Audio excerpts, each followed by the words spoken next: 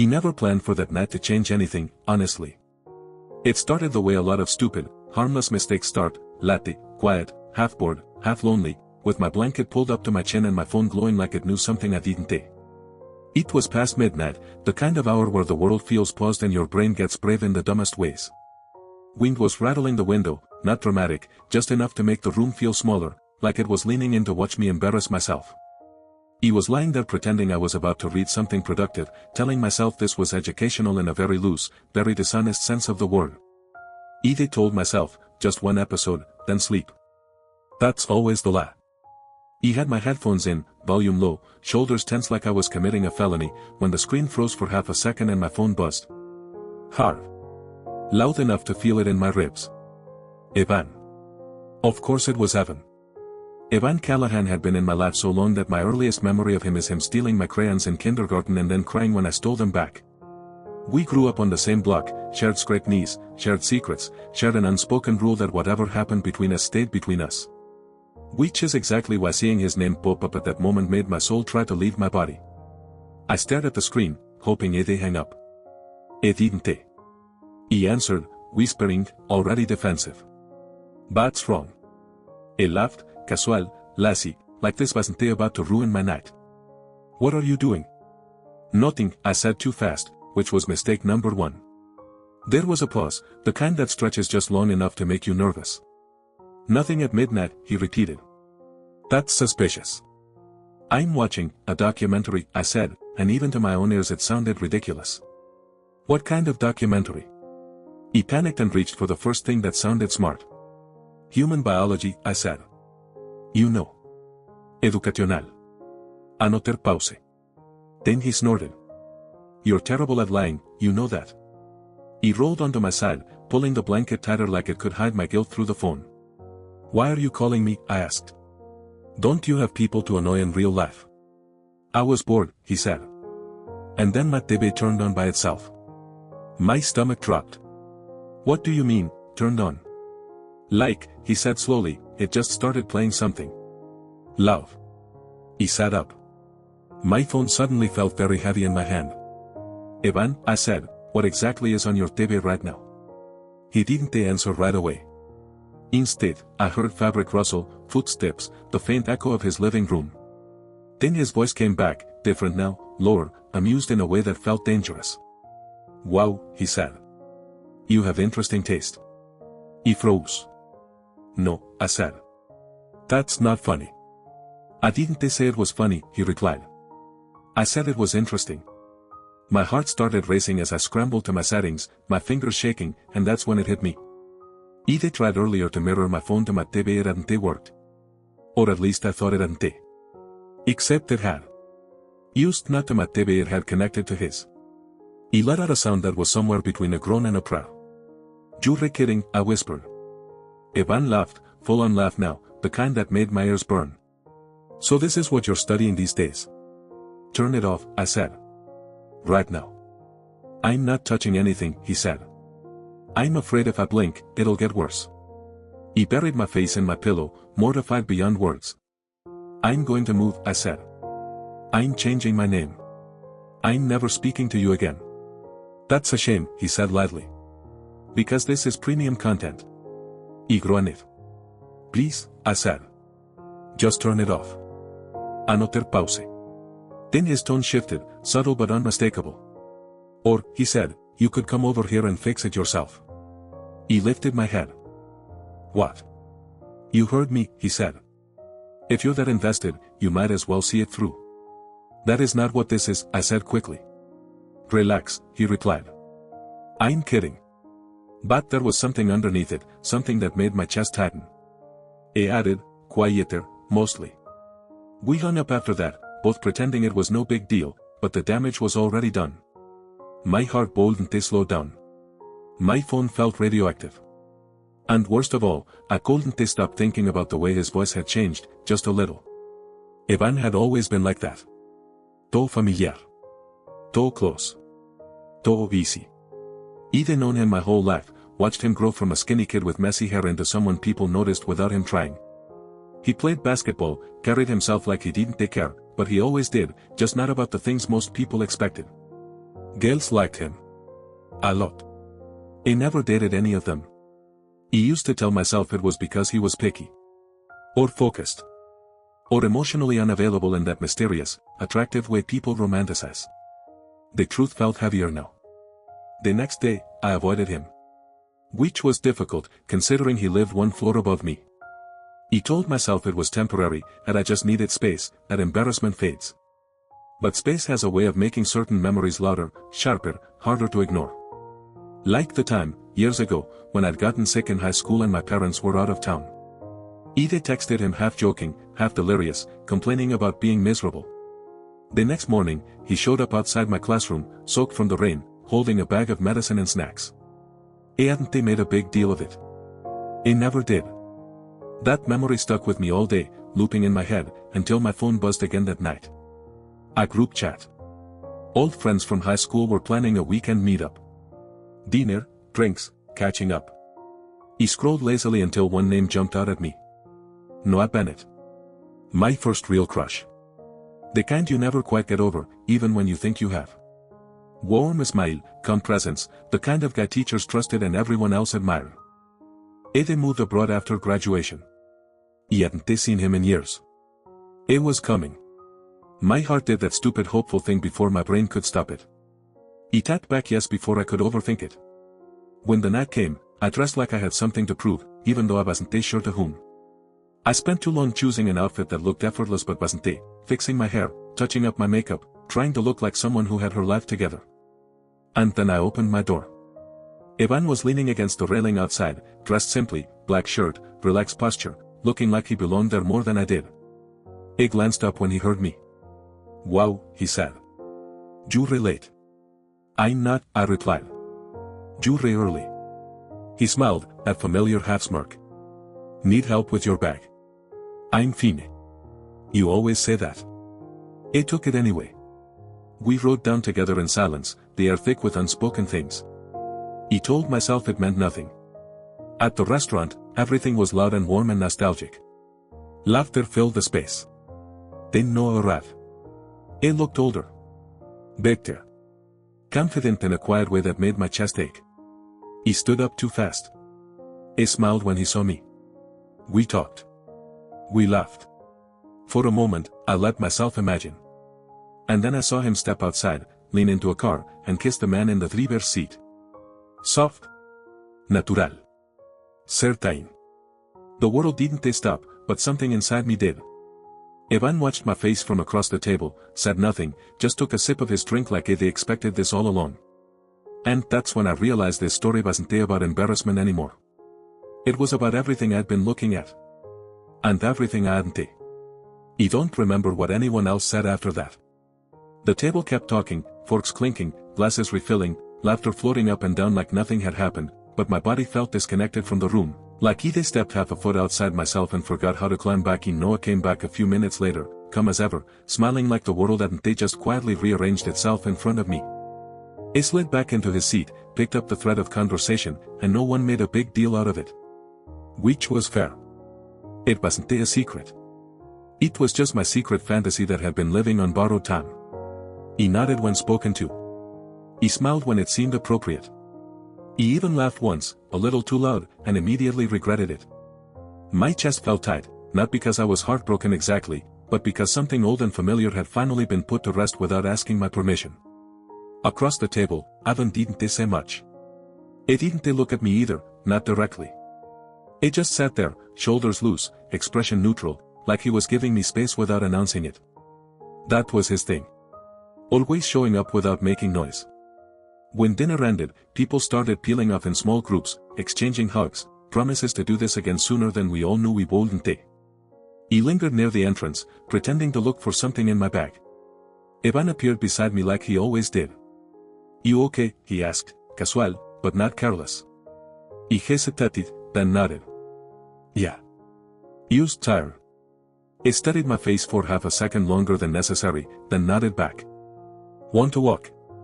It wasn't a question. The night air was cool, sharp enough to clear my head a little. We walked side by side, footsteps sinking without effort. Streetlights passed overhead, turning his face into a series of soft shadows and brief clarity. I didn't know, I said suddenly, surprising myself. He didn't ask what I meant. I figured, he replied. That he was, I gestured vaguely, you know. Evan shrugged. People grow. Sometimes they just do it somewhere else.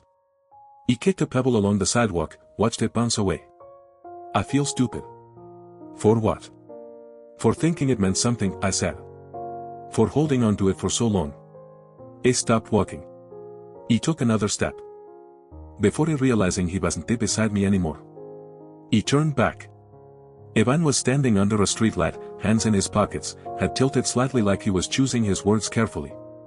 You weren't stupid, he said. You were human. Something in his voice cracked just enough to make my throat tighten.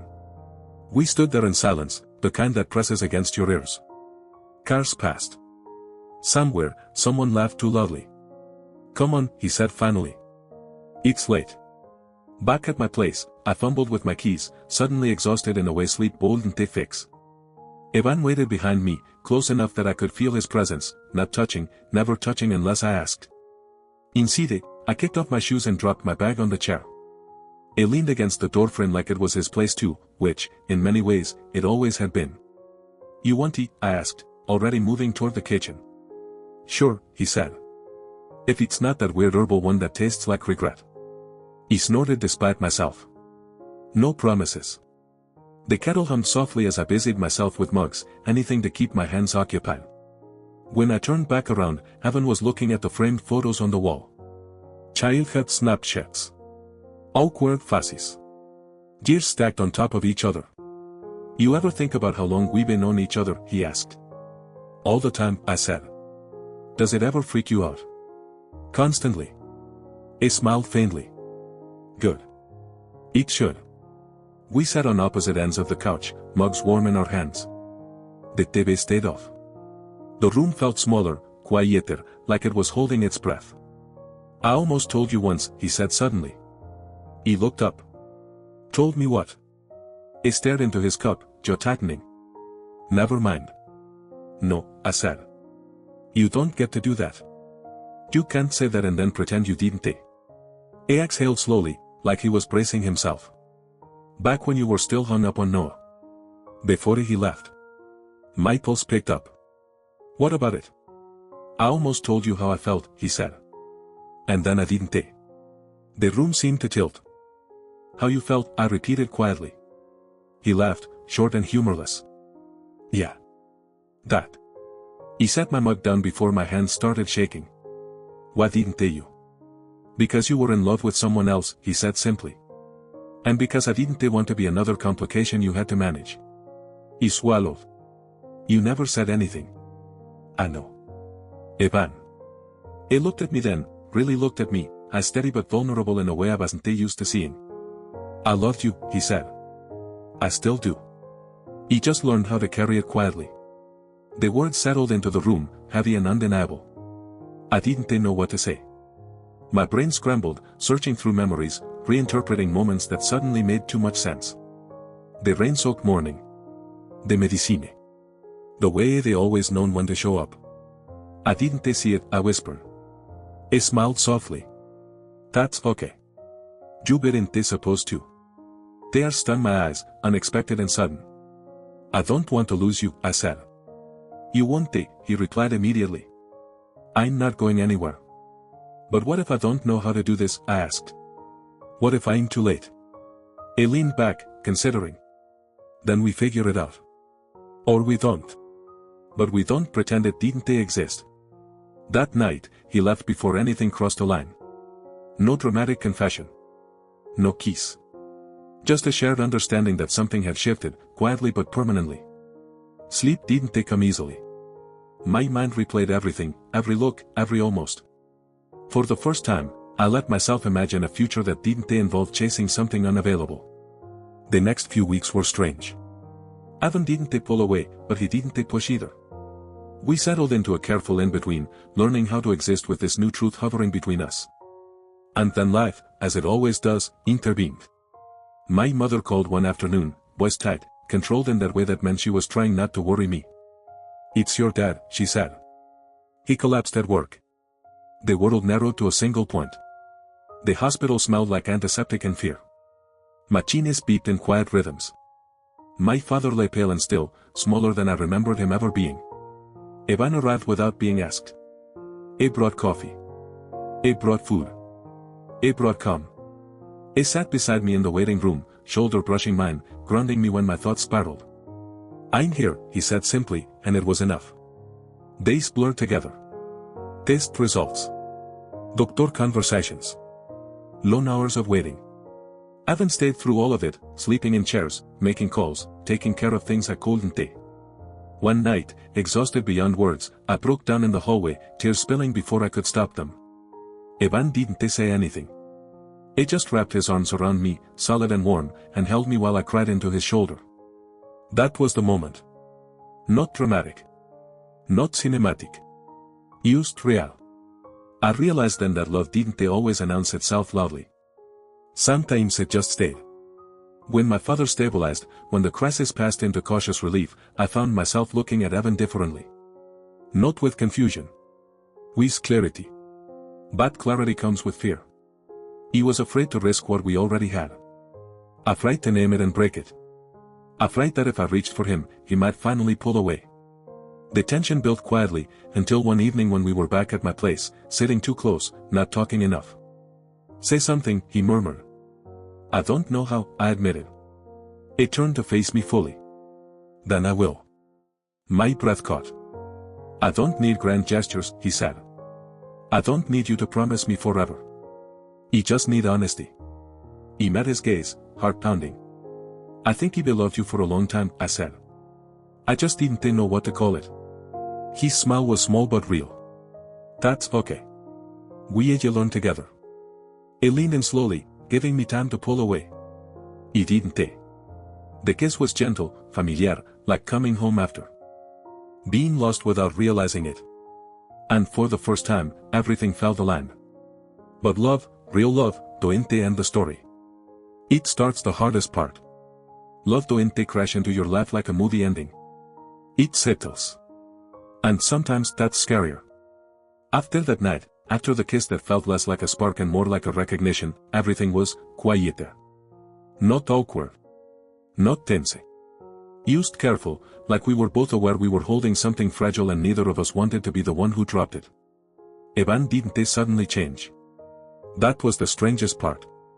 He didn't become more attentive, or more affectionate, or more present. He had already been all of those things. The only difference was that now, when he looked at me, he didn't look away. And I didn't either. We started slow. Coffee runs that felt like dates but weren't labeled as such. Late night talks that stretched until the city outside my window went still. Sometimes we laughed so hard we had to pause just to breathe. Other times we sat in silence, comfortable, grounded, like words would only get in the way. But underneath it all, there was fear. Mine mostly. Either spent so long chasing something just out of reach that when something steady finally offered itself, I didn't quite trust it. Part of me kept waiting for the other shoe to drop, for the moment Evan would realize he deserved someone simpler, less complicated, less late to the truth. One evening, that fear finally spoke up. We were sitting on the fire escape, legs dangling over the edge, sharing takeout from the same carton because neither of us had bothered grabbing plates. The city hummed below us, distant and a laugh. "You ever think this is a bad idea?" I asked, staring at the street. Evan didn't answer right away. Define bad. Like, I hesitated, we mess this up and lose everything. He leaned back on his hands, looking up at the sky. "Yeah," he said. "I think about it all the time." My chest tightened. "And you're still here?" He turned to me then, expression open, worth it. "Because losing you slowly by never trying would be worse." That should have been enough. But fear isn't illogical. The real test came a few weeks later, when Evan got an offer to move. Nothing dramatic, just an opportunity. A job across the country. Temporary, he said. 6 months, maybe more. He told me like he was bracing for impact. He nodded. Smiled. Said all the right supportive things. And then I went home and cried like I was already grieving something that hadn't ended yet. That night, old habits crept back in doubt. Distance. That instinct to pull away before being left. He didn't call him the next day. Or the day after. On the third day, he showed up at my door. "You okay?" he asked, voice calm but as searching. He crossed my arms, defensive without meaning to be. "I don't think this is fair." "Which part?" "All of it," I said. "We just figured this out and now you're leaving." "I didn't plan it," he replied gently. "And I'm not disappearing." "But you are," I said, frustration spilling over. "You always show up for everyone else. This time you're choosing yourself." I flinched, just slightly. "That's not a bad thing," he said. "I know," I whispered. "I just don't know how to not feel like I'm about to be abandoned." The word hung between us, raw and exposed. Ivan stepped closer. "I stayed quiet about my feelings for years," he said. "I waited." He adjusted. He showed up. "And I did all that because I wanted you to choose freely, not because I guilt you into staying." Tears burned my eyes. "I'm not asking you to wait," he continued. "I'm asking you to trust me." That night, we talked until dawn. About fears. About timing. About how love doesn't always arrive when it's convenient, but when it's honest. He left a week later. The months apart didn't easy. Zones. Missed calls. Days where I felt strong and days where I felt foolish for believing in something that required patience. But something surprising happened. We grew. He told me about his days. He told him about mine. We shared the mundane, not just the highlights. We argued sometimes. We laughed often. We learned how to be intentional. And somewhere in that distance, I realized something important. Love wasn't this something I had to chase anymore. It was something that met me halfway. When Evan came back, it wasn't that dramatic. No airport sprint. No swelling music. He showed up at my door with a tired smile and a bag over his shoulder. "Hey," he said. "Hey," I replied. And that was enough. That night, we cooked dinner together, burned the garlic, laughed about it, ate anyway. Later, sitting on the couch, his arm around me, I felt a calm I'd never known before. Not excitement. Not adrenaline. Peace. Months turned into a year. A year into routines. Shared groceries. Shared keys. Shared mornings where neither of us spoke much because we didn't need to. One evening, as we sat surrounded by friends, someone asked how they met. Ivan smiled at me. "She took a long time to notice me," he said. He laughed, leaning into him. He waited. That's the thing about love I didn't understand before. Sometimes the story isn't about fate crashing through the door. Sometimes it's about the person who stays in the room long enough for you to finally look up. He used to think love was supposed to be loud. Turns out, the real kind is steady. If this story meant something to you, if it reminded you of someone you overlooked, or someone who waited quietly in your life, I'd love to hear your thoughts. Drop a comment below, share your perspective, share your story. And if you know someone who needs to hear this, don't keep it to yourself. Thank you for staying with me until the end of this story. It means more than you know.